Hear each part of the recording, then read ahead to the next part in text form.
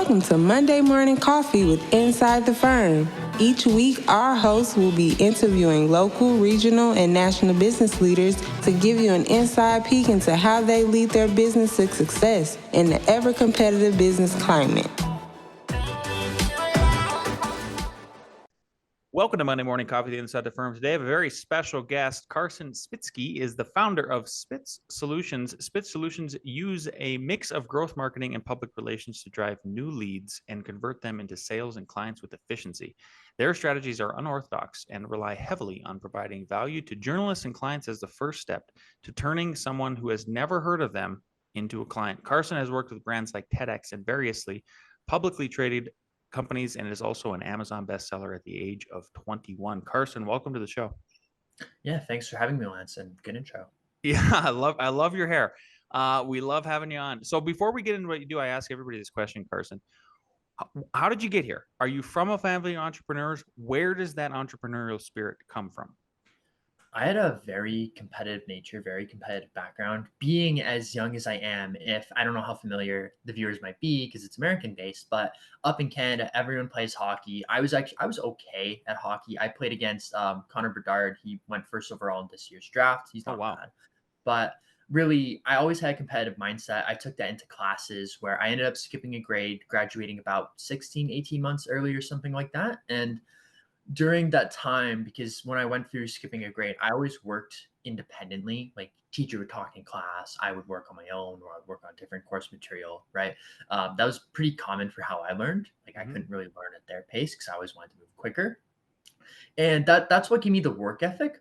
How I pivoted that and turned that into like a public relations firm and helping people improve their reception, using that to drive business was like many Gen Zs my age. I kind of got caught up into the whole make money online, make money like free anywhere right away, make 10K a month in 1 month, that sort of thing, right? And I think all that's fine, but I kind of reverse engineered when I bought into that stuff. It's like, why did I buy into this stuff? And I realized it was two things.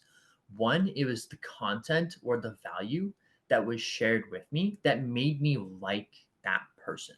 But what drove me into actually putting money down was the fact that those influencers, they would have recommendations by like Kevin O'Leary, or they would be in Forbes, or they'd be on CNBC, right? And I felt, well, if those major outlets, publications, people probably smarter than I am, thought they were trusted, why can't I do that exact same thing for other business owners and help them become more trusted so they can stand out and do exactly what happened to me and thousands of others, where you're turning someone from never heard of you into client within a week or a couple of weeks.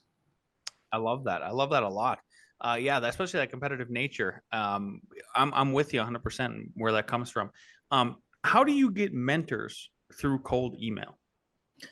Yeah, it's an interesting topic because cold email, especially like the people listening, I do like cold email very heavily because it gets you partnerships, it gets you in touch with the right people, can get you speaking events, get you featured, and get you business, right? Yeah. But for most people on the show, their experience with cold email is they get a couple hundred cold emails a day that are beyond terrible, not catered to them, no consideration, anything like that.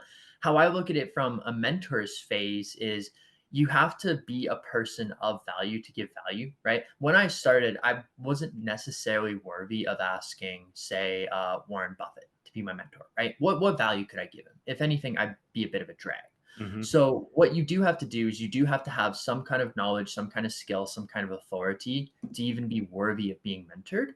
But once you have that down, really the key tactics, the key notes portion of it is kind of finding a gap in what they're doing, whether it's like their marketing or their branding or how they're serving people, so that you yourself can help them and deliver value.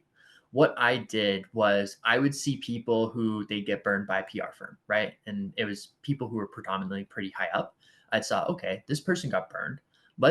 He did a bit of podcasting. So what I did was I said, hey, I'll fly out. We can film a bunch of content on maybe how people can not get burned by PR firms. And he took me up on that, right?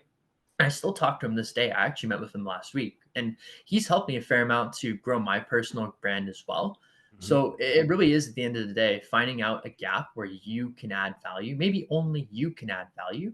And it's something where you're kind of like a couple of steps below them so that like they can actually deliver proper value. The only other point outside of that I would look at for something like this is figure out who you want to be mentored by. There's no point having 10 different mentors saying 10 different things. If you find in a mentor and you like their approach and you can achieve your goals based off their approach, do everything you can to get in front of them and be persistent, but also like you're a friend. It's not like a status gap. Yeah. You have to make them be seen as a friend. That's the key thing as well. Beautiful. Yeah. How did you generate 2,000 book meetings in 16 months? A lot of email, a lot of ads, that's for sure. But really, everything we look at, sure, you can send out as much volume or run as much dollar ad spend as you want. The key thing we look at is what happens the second a lead gets in, right? So I've actually tested this out where I would email from someone else's name, like be it someone on my company who didn't necessarily have a brand and they weren't necessarily having company branding yet. So if someone was to search them up, they wouldn't really find anything. Like it was a super common name, so they're not really going to find anything anyways. But I would change it to doing like myself or putting my company name in the email name or something like that. That would increase expectations. That would increase the conversion rate. But really, everything that's happening with that is quick lead to reply. That's what we look at. If you're replying to someone within 1 minute, within 5 minutes, from what we're seeing, 75% more likelihood that they're going to reply back or pick up the phone or even still have interest, right? Because I'm going to imagine you or anyone else listening, you've heard of something, you thought, sure, I'll get some more information on that. And then time goes by, 3 minutes, 5 minutes, day, couple of days, and you realize, I don't really need this information anymore. Yeah. And then you stop caring. And then you're not going to go into the upsell after the information to like actually buy, right? So it is just having team members in place so that they can call on your behalf, email on your behalf right away. You can do this a little bit with AI, but it's not there yet. I know other people that have, like, there are various tools that can call people with AI and obviously text and email them, but again, it's not there yet. Is it? Do you think it's just not there because it's not personal yet, and you can tell it's an AI bot, and you don't have that touch? I don't think it's because it's not personal. That is a factor, Yeah. right? But we saw okay results when we'd say something like, "Hey, this is just an AI calling you behalf on like Spit Solutions, like one of the ads you opted in." That did okay.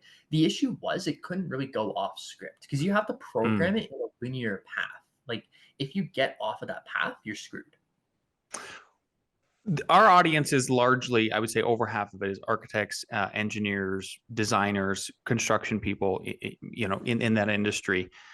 What kind of advice would you give them if they're listening to this show, this episode in particular, and they're like, you know what, I'd like to do some email prospecting, and let's say it's an architect reaching out to a bunch of contractors, and they're just cold emails, but what are the things you would advise them to look for so that they can fill a need that maybe the contractors need, so therefore you are a person of value reaching out to a person of value? I think one thing that is a great idea, especially if you're trying to build partnerships, because partnerships are a very low risk ask, especially referral partnerships or working together on deals and stuff like that.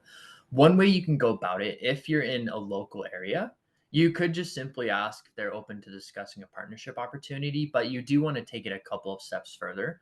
One method I have seen, not necessarily method, but one thing I've seen, and you're kind of doing this too in a sense, but people that host podcasts, most people, if they have any type of ambition to build out their brand, they're going to say yes to being a guest, right? Because what does it do? It builds them up, right? Like I can take the clips from this podcast that you invited me on and use it to build out my audience, and by proxy build out your audience too, right?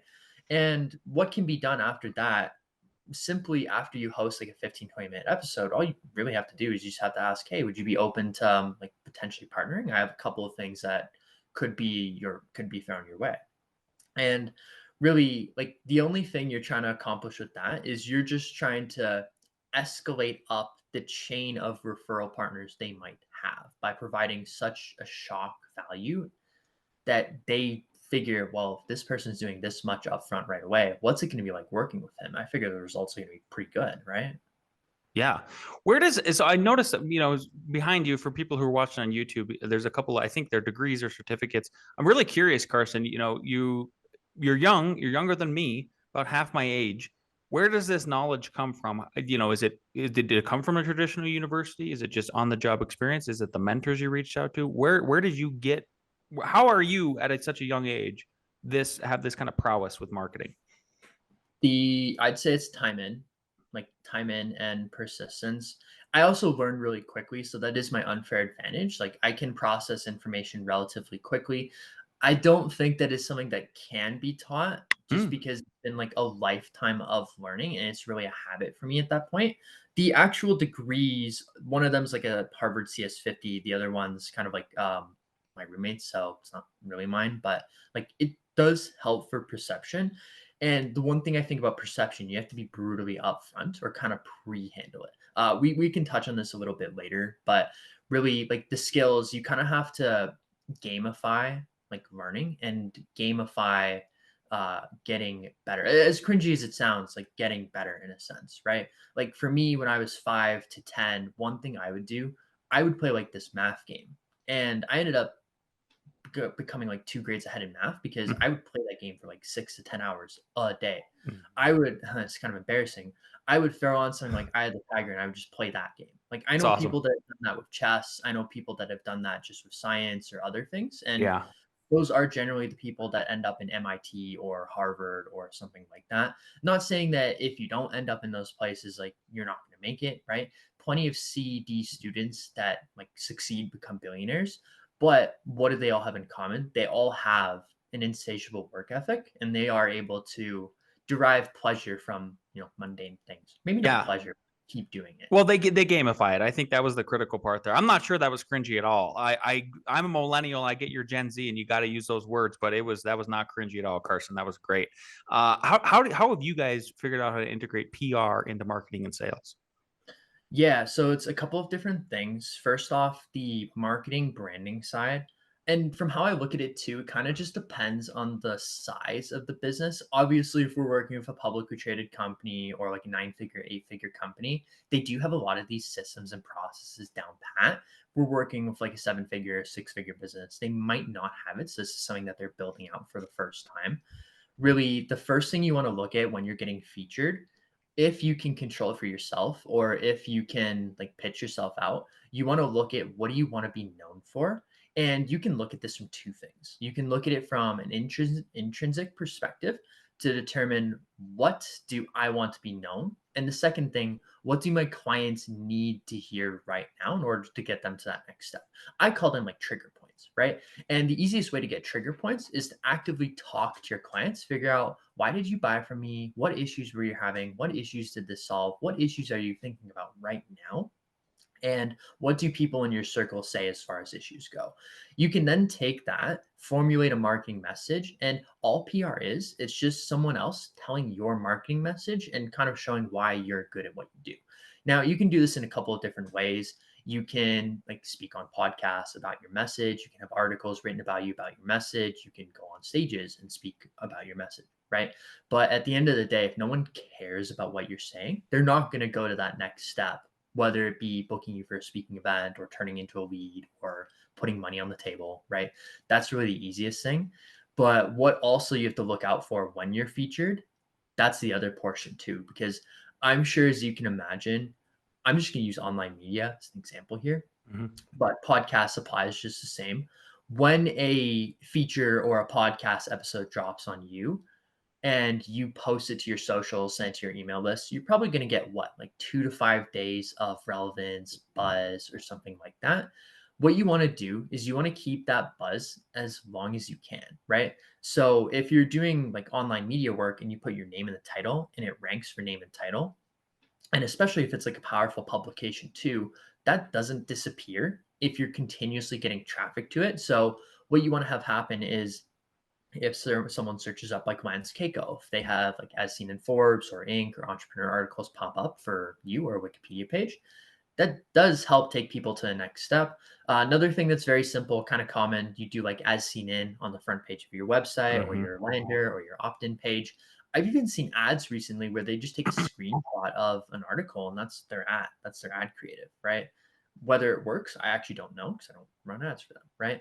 But the other thing you want to do that's a bit more powerful to actually keep content going with this is you simply, every time you get featured, every time you post it out, or every time you have like an insightful video clip or content piece that does well, you just want to keep pouring gasoline on the fire, right? And all that is you're just simply boosting the posts. And this can be done really quickly in LinkedIn or Facebook or Instagram or Twitter. There's a pretty good course on this. It's called Dollar a Day by Dennis Yu. That's actually where I learned it from, where if you're using this for retargeting or if you're using it to test ad creatives, you test across a fair small amount. You do a small amount of budget across a large amount of ad creatives, determine what the winners are, and then when the winners are running, you increase the spend basically.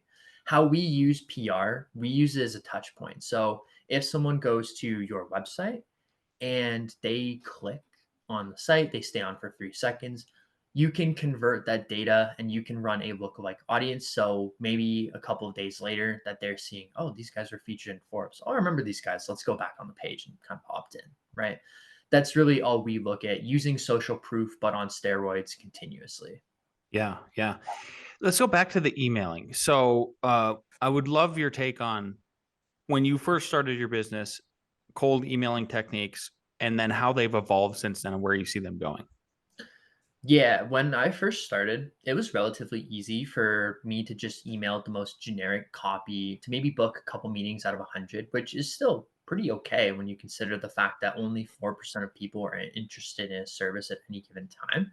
But from what I'm seeing, and I'm attributing this to people like Alex Hormozzi kind of coming in and giving a bunch of advice to people where they're saying, have a hot offer, have a bold claim. And again, there's nothing wrong with that, but people aren't really understanding the fact that a hot offer is determined by your buyer, right? If they're getting bombarded with, we will double your revenue or get you 10 to 15 sales calls guaranteed per month, Mm-hmm. they're really not going to care, right?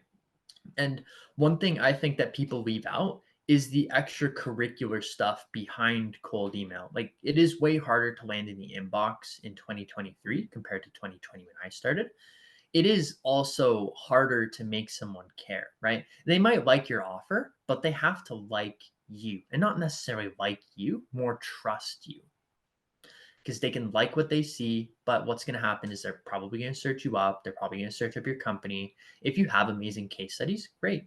That's in your favor. You better market them. If you have a lot of content, great. That's in your favor. You better make it as easy to find as possible, right?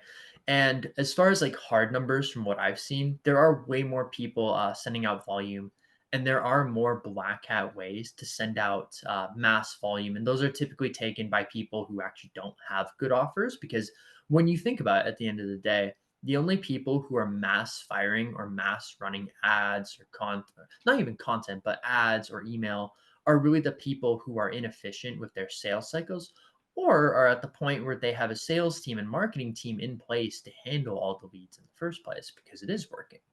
Yeah, there was a word I want to touch on that you just mentioned, and that was they were going to look you up and trust you. So let's say you get to that point and your emails are going out in the a way where that it isn't ineffective. It's not a mass. It's very targeted, and that so then now you've got people looking. Okay, is this a trusted authority? How do brands position themselves? What are there some keys that they can do to position themselves as trusted authorities? So the easiest thing, it's kind of like I said before, you want to control what's being found around you. Mm-hmm. Obviously, if you have something like a LinkedIn or Facebook, that's fine, right? The easiest thing companies can do for their company presence, and then I'll touch on individuals. Companies need to take advantage of sites like G2 or Clutch or Capterra or Homestars or Yelp or places like that, and they need to incentivize their clients to fill out as many reviews as possible because Yeah. what happens when you search a company up and you're seeing hundreds of 5-star reviews, they're going to trust you a bit more than someone with one review, right? Mm-hmm. But also from the individual side, how you can replicate this is with press, right?